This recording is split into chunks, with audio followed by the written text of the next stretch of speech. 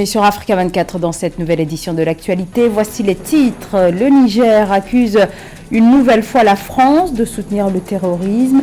Le président de la transition, Abdourahmane Tiani, déplore une volonté de Paris de déstabiliser la région. Le classement de l'Institut Amadeus, le Maroc est placé à la première place de l'indice d'attractivité et de stabilité en Afrique.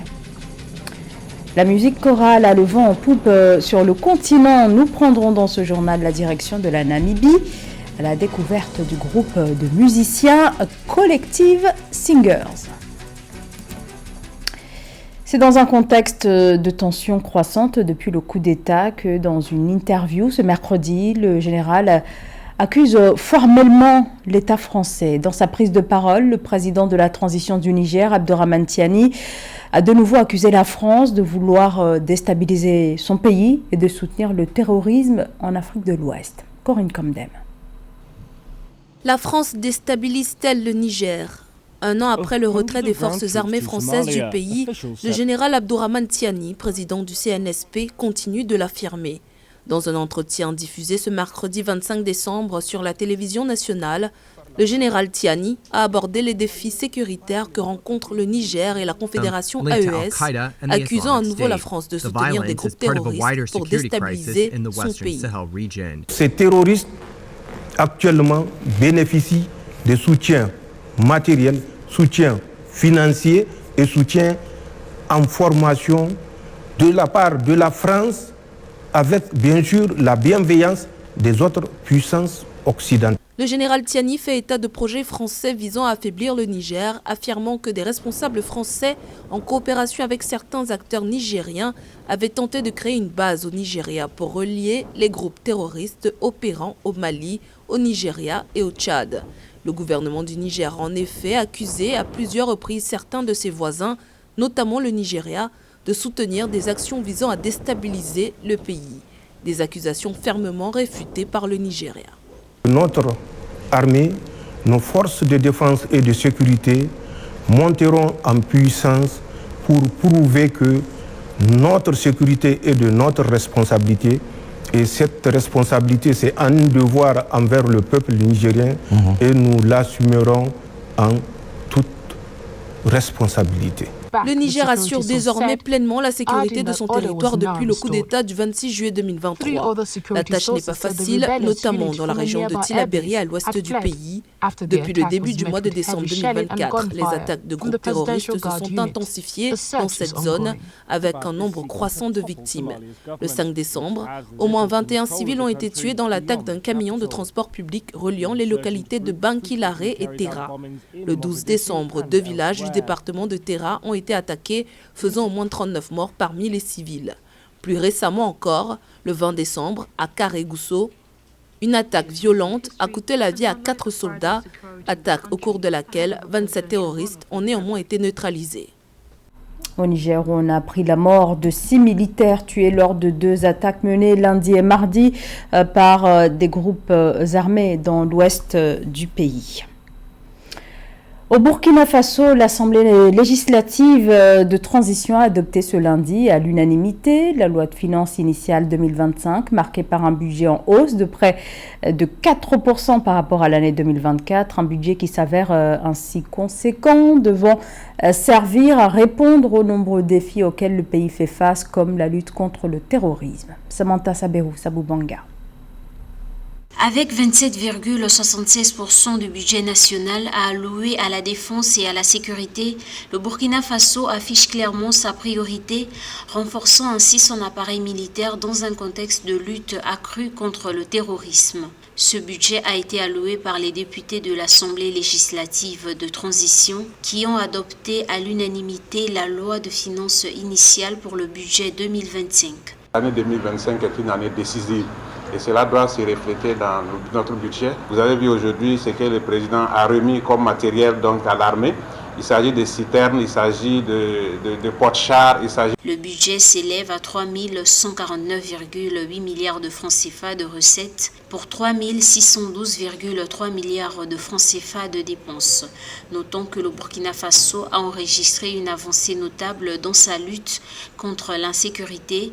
En 2024, 69% du territoire national est désormais sécurisé, une augmentation significative par rapport aux 40% de 2022. Ce n'est pas que du matériel de guerre, mais c'est aussi du matériel affecté au développement. Donc cela montre que nous menons donc les deux fronts ensemble. L'essentiel est que la situation sécuritaire s'améliore et que les conditions de vie des Burkinabés aussi s'améliorent. Les priorités du budget 2025 sont relatives au renforcement de la sécurisation du territoire, à la poursuite des réformes visant la consolidation de la gouvernance sous toutes ses formes et la dynamique de refondation du Burkina Faso, au renforcement de la résilience économique, sociale et humanitaire, ainsi qu'à la revitalisation du tissu social et le rétablissement du légendaire vivre ensemble des Burkinabés.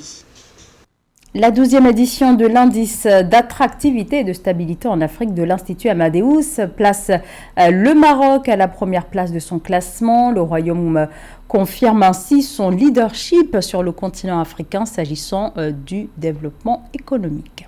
Les précisions de Marie-Roger Coyot.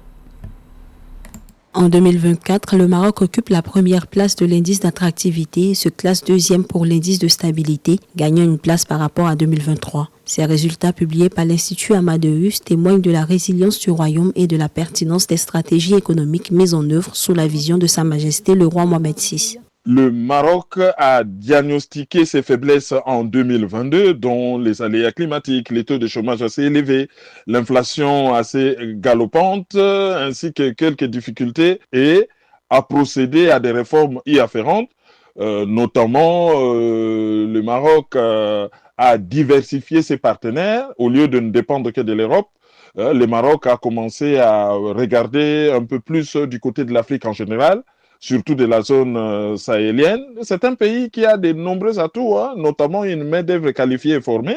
Outre sa diversification économique, le Maroc bénéficie d'un cadre réglementaire clair, d'une fiscalité avantageuse et d'infrastructures modernes, autant d'atouts qui renforcent son attractivité. Depuis la création des indices en 2012, le Maroc est le seul pays nord-africain à maintenir une position constante parmi les leaders du classement de l'indice de stabilité, malgré les défis globaux. On peut se servir du modèle marocain dans toute l'Afrique en l'améliorant pour rendre tous les autres pays assez attractifs. Ça passe d'abord par la stabilité politique et ensuite par des codes des investissements et une certaine qualité des infrastructures et de la main-d'œuvre. L'édition 2024 souligne également l'interdépendance entre attractivité économique et stabilité, rappelant l'importance d'une gouvernance efficace pour créer un climat de confiance. Ce rapport, référence en la matière, évalue les performances des pays africains sur plus de 70 indicateurs. En Namibie, un groupe de musiciens appelé Collective Singers fait la fierté du pays dans le monde de la musique chorale. Le groupe est composé de plusieurs jeunes talents connus également à l'international grâce à des événements comme en 2022 au Portugal, l'exposition mondiale de chant choral. Fraternidade Kaisenga.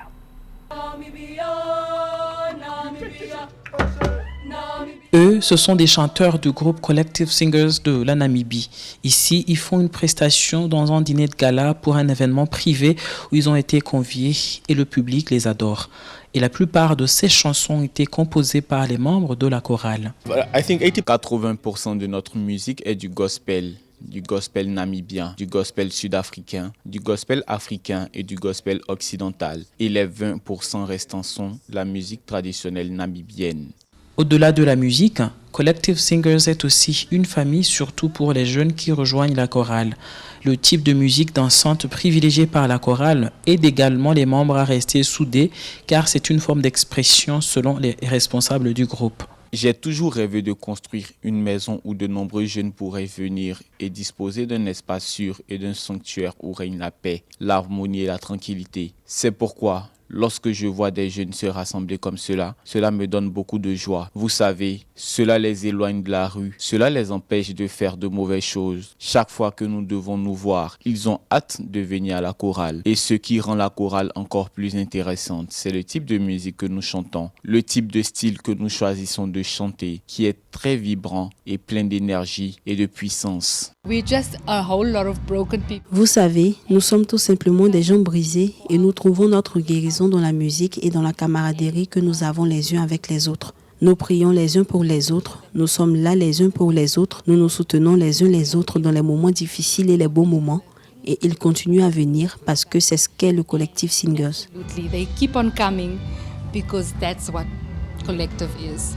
Fondée en 2014, la chorale Collective Singers a sorti plusieurs chansons avec des succès notables comme High Leaf ou encore We Have Hope. L'un des plus grands moments de la chorale a été de pouvoir représenter l'Afrique à l'exposition mondiale de chant choral à Lisbonne au Portugal en 2022. Place à notre rétrospective de l'année. Gros plan aujourd'hui sur l'un des principaux événements culturels ayant marqué 2024, les Vodun Days, qui se sont tenus en janvier dernier au Bénin. Un événement qui a mis à l'honneur les cultures vaudou, tout un symbole dans ce pays, berceau africain du culte des esprits et des ancêtres. Cette religion est bâtie autour des esprits de la nature, un patrimoine valorisé par les artistes. Reportage, notre correspondant, Leftiounou. Classé parmi les 25 destinations touristiques d'avenir en 2025, le Bénin a misé sur son patrimoine culturel et artistique pour s'imposer sur la scène internationale. Dans cette dynamique, le gouvernement a lancé des initiatives pour promouvoir le pays comme une destination incontournable où histoire et modernité se rencontrent. À Ouidah, cœur battant des festivités, chaque site emblématique a été mis en valeur, marquant une nouvelle étape dans la valorisation du panthéon vaudou. La foule a vibré au rythme des danses rituelles et des prestations artistiques, couronnées par, entre autres, des concerts d'artistes internationaux. On n'avait encore jamais vu ça, surtout les lieux d'organisation. C'est ça, moi, j'ai apprécié avec le concert d'hier de Koffi Olomide et tout. Et surtout avec ce qu'on voit, les chantiers ouverts. Les Vodun Days 2024 ne se sont pas limités à la célébration, mais ont amorcé un dialogue entre tradition et modernité. Avec une participation record, les Vodun Days incarnent un Bénin fier de ses racines, ouvert au monde. Le vaudou est partout, sans exclusive, et je pense qu'il est important que nous puissions démystifier cela, que nous puissions en avoir conscience, pour que, évidemment, chacun se dise que le vaudou est un patrimoine commun. Sinon, peut-être d'autres vont arrêter de manger des haricots, vont arrêter de manger de l'huile rouge, vont arrêter de manger que sais-je encore. Tout ça, c'est un patrimoine vaudou. Donc, je suis persuadé que beaucoup le savent, mais d'autres ne le savent pas. Fort de ce succès, la première édition officielle des Vodun Days se tiendra du 9 au 11 janvier 2025 à Ouidah. Cet événement promet d'intégrer encore plus d'acteurs avec la participation des adeptes du Panthéon vaudou du Nord Bénin et des troupes artistiques d'outre-Atlantique. Alors que les préparatifs s'intensifient, Ouidah se prépare à accueillir de nouveau les citoyens du monde pour célébrer un héritage qui ne cesse d'évoluer. Africa 24 est en deuil. La chaîne a perdu l'un de ses journalistes les plus emblématiques. El Hadj Saliou Ndiaye est décédé ce lundi 23 décembre au Sénégal. Entré à Africa 24 en 2012, El Hadj fut journaliste, reporter d'images. Un immense journaliste respecté et aimé. Il a exercé son métier avec dévouement et passion. Lui qui s'est ensuite intéressé à la production de documentaires. Tous ses collègues décrivent un grand professionnel des médias et un homme empreint de beaucoup d'humanité. El Hadj Saliou Ndiaye n'avait que 44 ans. Il laisse derrière lui un fils. L'ensemble de la rédaction d'Africa 24 présente ses plus sincères condoléances à sa famille, à ses proches et à toutes celles et ceux qui ont eu la chance de le côtoyer. Et c'est la fin de ce journal. Merci à vous de nous avoir suivis. Restez sur Africa 24, l'actualité continue.